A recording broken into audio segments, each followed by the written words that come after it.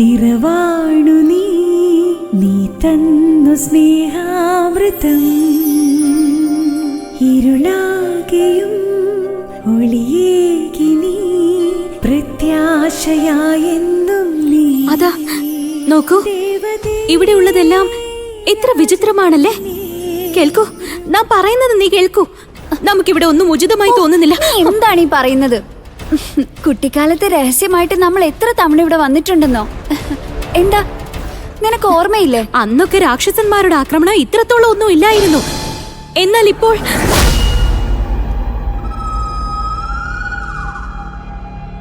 അതാ നോക്കൂ, അത് കണ്ടോ? ഈ ശലഭങ്ങൾ എത്ര മനോഹരമാ.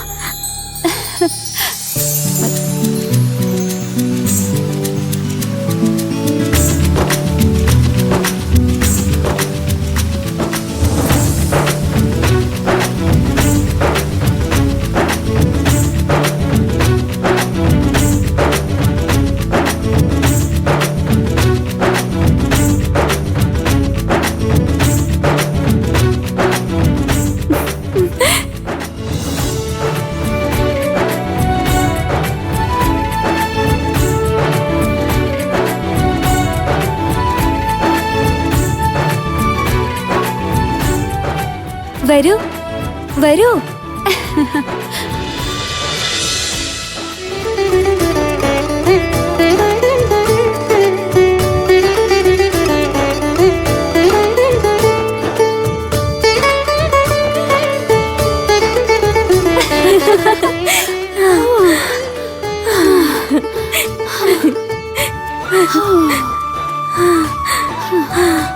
സത്യമായിട്ടും ദിവസങ്ങൾക്ക് ശേഷം നിന്നെ കണ്ടപ്പോ എത്ര സന്തോഷായിരുന്നോ.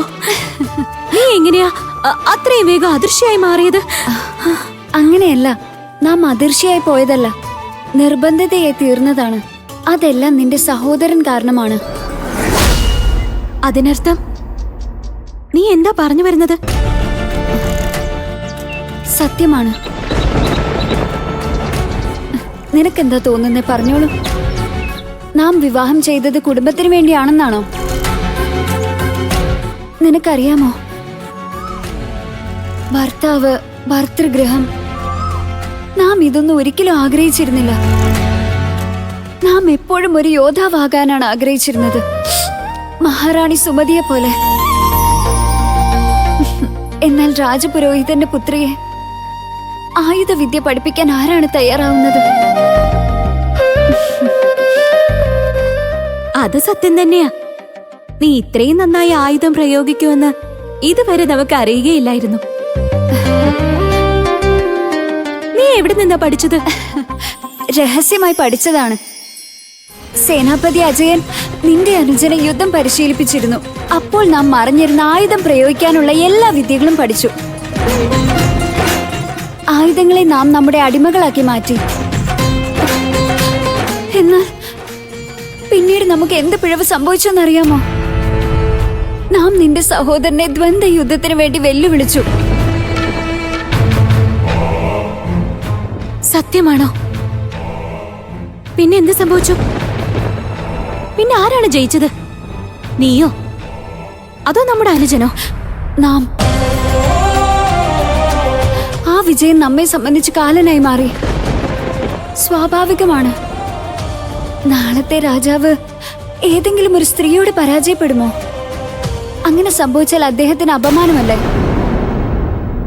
അതുകൊണ്ട് തന്നെ നിന്റെ സഹോദരനും ഇളയച്ചനും ചേർന്ന് നിർബന്ധപൂർവം നമ്മുടെ വിവാഹം നടത്തി രൂപനഗരത്തിൽ നിന്ന് പറഞ്ഞയച്ചു. കുമാരനാണോ ഇതെല്ലാം ചെയ്തത്? അതെ. എന്താ നീ അത് കണ്ടില്ലേ? ഇന്ന് നമ്മെ തടയുന്നതിന് വേണ്ടി അവൻ എത്രമാത്രം വ്യഗ്രതയാണ് കാണിച്ചതെന്ന്. കേൾക്കൂ രൂപേ, ഇതുവരെ നമുക്ക് സംഭവിച്ചതൊക്കെ നിന്റെ കാര്യത്തിൽ അതുപോലെ തന്നെ സംഭവിക്കുന്നതാണ്. നിന്റെ അനുജനും നിന്റെ ഇളയച്ചനും നിർബന്ധപൂർവ്വം നിന്റെ വിവാഹം നടത്തുകയും നിന്നെ രൂപനഗരത്തിൽ നിന്ന് പറഞ്ഞയക്കുകയും ചെയ്യും. എന്താ നമ്മയോ? എന്നാൽ എന്തിന്? നീ കാര്യം മനസ്സിലാക്കാത്തത് എന്താണ് രൂപേ? നീ തന്നെയാണ് അവരുടെ മാർഗത്തിലെ തടസ്സം. നീ ഇതെന്തായി പറയുന്നത്? നമ്മുടെ ഇളയച്ചനും നമ്മുടെ അനുജനും നമ്മുടെ തന്നെ ശത്രുക്കളാണെന്നോ? ഇതിനെല്ലാം നിന്റെ പക്കൽ തെളിവുകളുണ്ടോ? തെളിവുകൾ ഉണ്ടെങ്കിൽ കാണിക്കൂ. സത്യത്തിന് ഒരിക്കലും തെളിവുകളുടെ ആവശ്യകത ഉണ്ടാവില്ല രൂപേ. അത് സത്യമാണെങ്കിൽ എന്നെങ്കിലും ഒരു ദിവസം എല്ലാവരുടെയും മുന്നിൽ എത്തിച്ചേരുന്നതാണ്. തീർച്ചയായും എത്തുന്നതാണ്. ഭഗവാനെ ഓർത്ത് ഒരു കാര്യം ചെയ്യണം. നീ മഹാരാജാവിനോട് പറയണം. മഹാരാജാനെ ബോധ്യപ്പെടുത്തണം. നിന്റെ സഹോദരൻ രൂപനഗരത്തിന്റെ സിംഹാസനത്തിൽ ഇരുന്നു കഴിഞ്ഞാൽ ഇതാ ഈ രൂപനഗരം നരകമായി തീരുന്നതാണ്.